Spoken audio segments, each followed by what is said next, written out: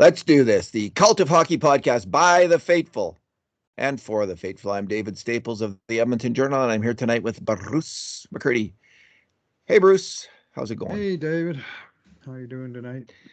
Good. We're doing this a little late, the podcast, because I had to go. I coached at practice, then I had to go. I was playing in a game, and then in between, I was grading the Oilers game, and I just got back and finished watching the rest of it. So it's been a busy night of hockey. A lot of it more fun than the least amount of fun was watching that Oilers game, which was 7-3 Dreadful. loss. 7-3 loss to the Wild. Not unexpected. We were talking earlier today about how this was a trap game. And, they're on a winning streak and they always lose. They always play poorly against the Wild. And the Wild Oilers played yesterday. The Wild were sitting here in Edmonton waiting for them and seemed predictable. I mean, you always hope for better, but we didn't get that. Bruce, we'll do our two good things, two bad things, and two numbers podcast. What is your good thing? Yeah. Well, my real good thing about hockey today, being Sunday, February 19th, is two of my favorite hockey minnows winning medal games. Finland winning the gold and Slovakia coming up with the bronze at the Olympics. Congratulations to those two countries. That's rarefied air for both and well deserved. If we're going to talk about the Oilers, well, the pickings are pretty slim, but the obvious one that jumps off the page is finally, Tyler Benson has found the score sheet in the goals column in his 30th career game. And for an offensive player, that is a long, long wait.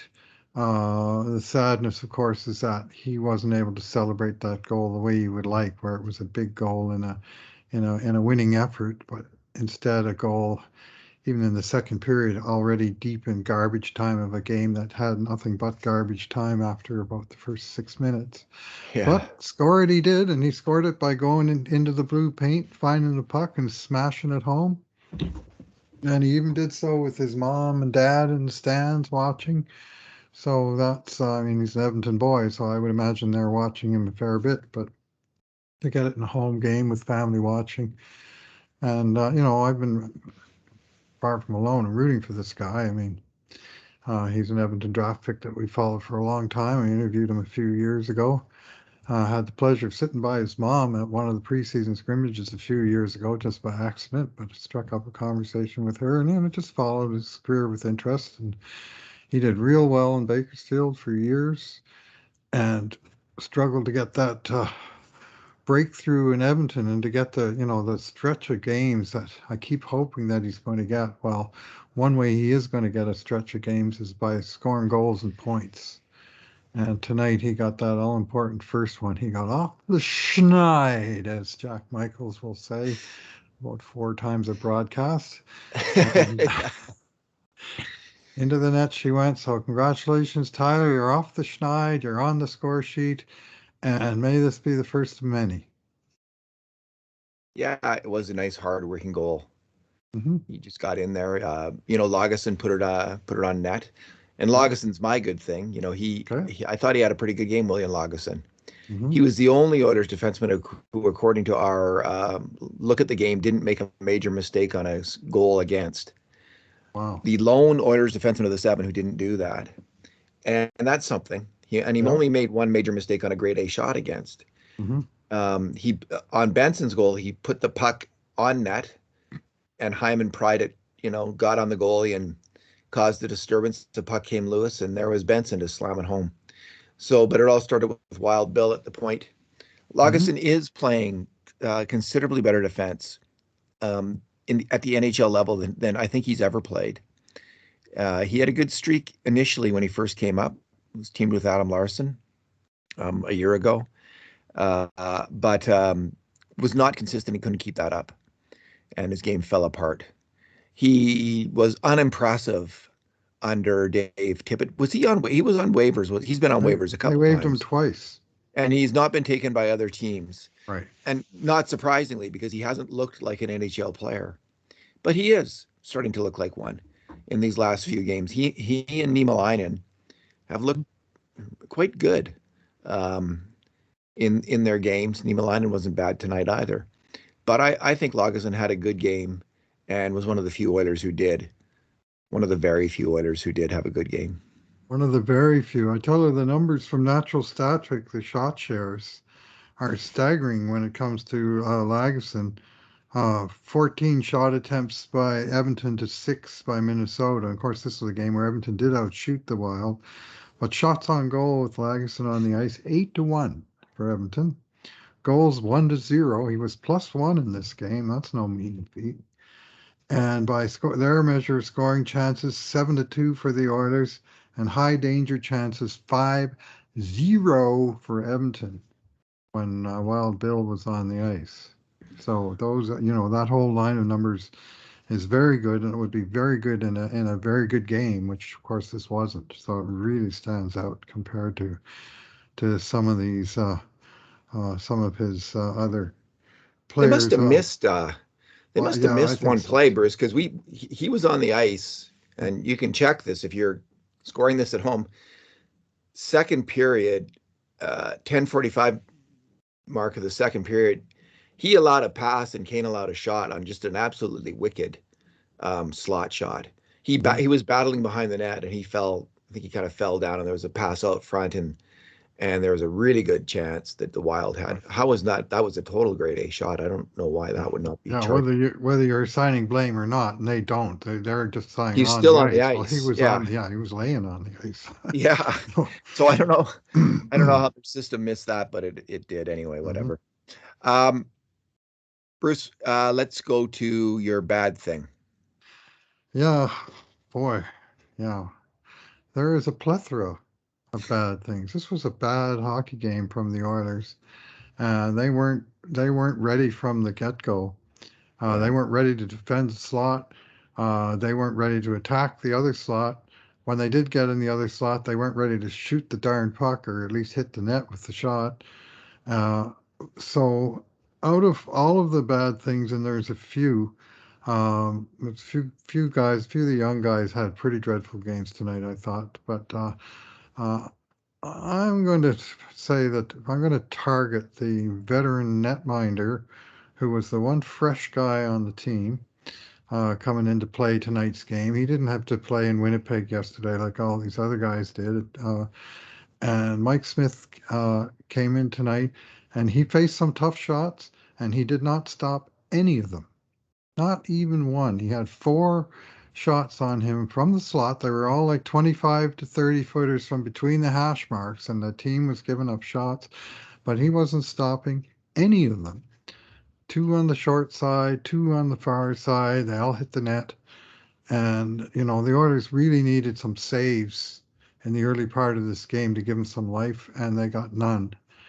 And then there was the matter of him giving the stare down to young Philip Broberg, who was probably feeling bad enough already without getting the stink eye from his netminder. So that doesn't help. So anyway, he's had some good games. This was not one of them. In fact, to me, this rivaled the famous Mikko Koskinen 4 shots, 4 goals game against Vancouver last year, because Smith was credited with 3 saves, of which at least one of them wasn't even on the net, and the other 2 he couldn't have got out of the way of if he tried, and he just didn't have any of the answers. And by the 13:38 mark of the first period, Mikko Koskinen, who played yesterday, had to already come in and mop up the last 46 minutes and change of this game because Mike Smith didn't get the job done tonight. All right, I'll just go. The game got out of hand really quickly. Yep. 3 goals against in the first 6.5 minutes of the game. So it's essentially over then, especially it's against a good checking Wild team. So just the first goal against, Bruce just spoke about how flat the Oilers were and lacking energy, lacking focus in this game, just not right for it. Every single player on the ice blew it on the goal against. I mean, starts off with Philip Broberg putting the puck up the boards, and it's picked. It's up to Benson, I think, and he loses that battle for the puck. Benson does. It's pushed down to the corner, and Tyson Barrie loses the battle. It's pushed behind the net. Colton Sevier loses the battle, and it's pushed out to the slot. Kyler Yamamoto, arguably, might have covered, but Philip Broberry just completely failed to cover the guy in the slot, and it's in the net. So it was just one lost battle after another, just small lost battles, not big, none of them big ones, Mhm. none of them huge, except for maybe the one in front of the net, the last one where the guy gets a shot off. But it was just boom, boom, lose, you lose, goal against. And it spoke a lot, I think, about the Oilers' lack of intensity, lack of fight in the game. They just were not in sync at the start of the game, and the Wild were, and the Wild pounded them because of it. They just came out and dominated the game. Second time in Edmonton this year, David. In the first game, the Wild went ahead to stay at the 1:11 mark of the first period, and they were ahead 2-0 by about 7 minutes, and they led for the entire game, start to finish. This time they made it all the way to 2 minutes and 49 seconds, and then by the 7-minute mark, they were ahead 3-0 in this game and led it from start to finish. So in two home games against the Wild, the Oilers were tied for a total of 4 minutes and trailing for the other 116, and they were never in really either game. So, having paid to see the last Wild at Edmonton game, I was glad that I didn't have that pleasure tonight. Oh God, yeah. Anyway. All right, Bruce, your number. Yeah, my number this is the key number, and I think this is, I'm almost prepared to give this team a mulligan. I know Coach Jay Woodcock isn't, and he shouldn't. But this schedule, man, oh man, my number is 5-7. The Oilers played 5 games in 7 days. And not only was it 5-7, it was this really illogical sequence where they played 2 in California, and then they played the third California team, but in Edmonton. Then they played in Winnipeg, then they played Winnipeg's neighbor, Minnesota, except back in Edmonton. And these were 2 of Edmonton's home games, and they might as well have had a 5-game road trip because they went from San Jose to Los Angeles to Edmonton to Winnipeg, back to Edmonton. And now they got to fly all the way to Florida. They're probably going to fly right over Minneapolis on their way there and have all those extra air miles. And I know the schedule is being made up by this whole Olympic break, there was supposed to be no games, and they're trying to make it up. But this schedule was brutal, and the team was running on fumes in the third period yesterday. I've come to the conclusion they really were hanging on, and today they had nothing right from the get-go. And I honestly had low expectations of this game. It was worse than I feared, and I think there's certainly lots for the coach to discuss, but to me, this was one of those ones that was a schedule loss. 3 games in 4 days, 5-7, back to back with travel. And to think that yesterday, while Edmonton was playing in Winnipeg, the Wild were sitting here in Edmonton in their hot tub watching the Oilers play on TV, saying, "Oh, this is the team we got to play tomorrow night." Well, let's let's take the elevator down to the rink and be ready for them flying home from Winnipeg.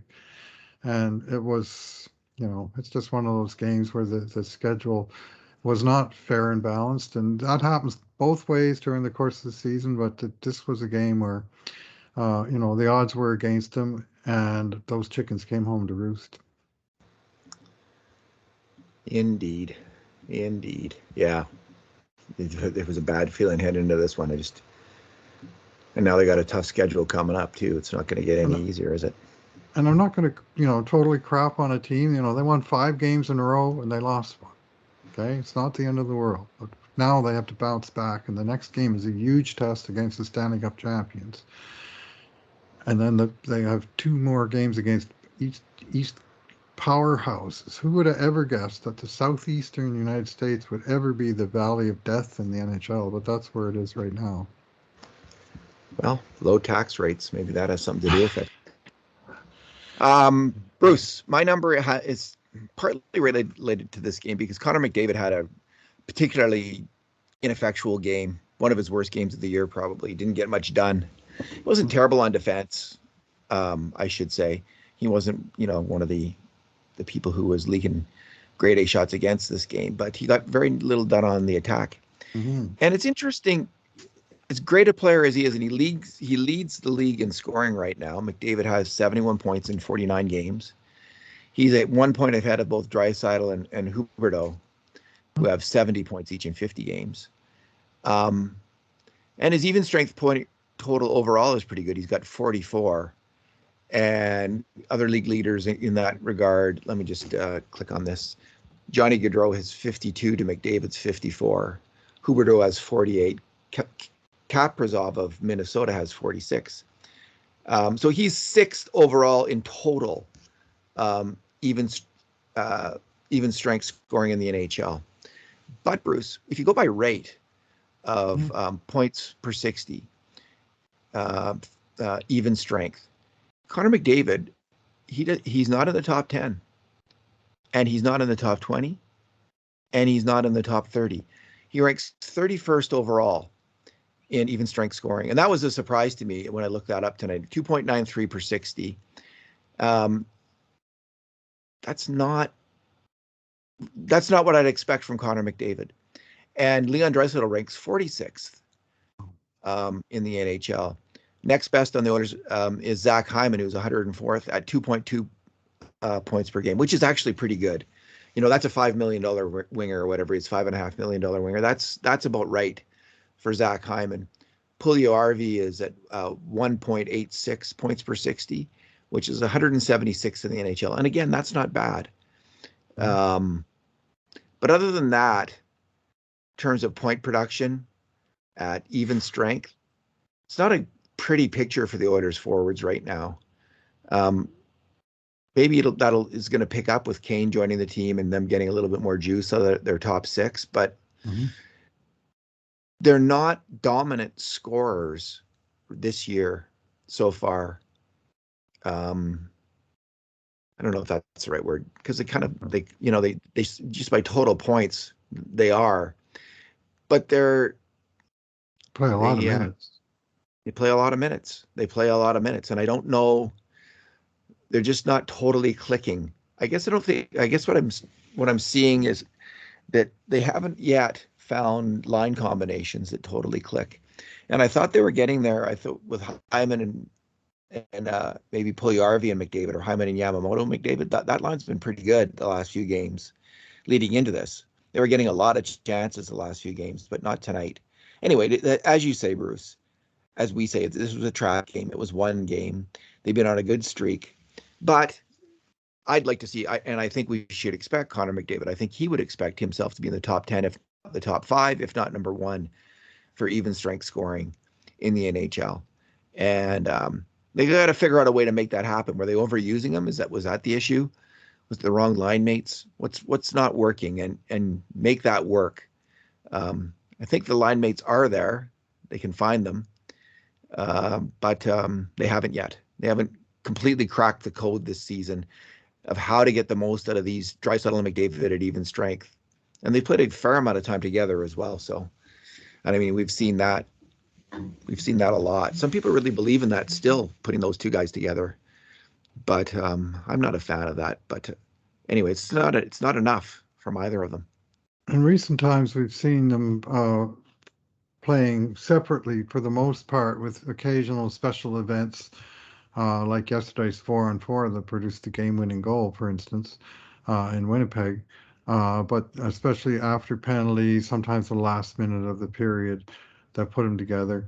But mostly they've been apart. And in recent times, the Oilers have been doing better at 5-on-5 and way worse on the power play. But they racked up so many power play points early in the season that's still part of it. In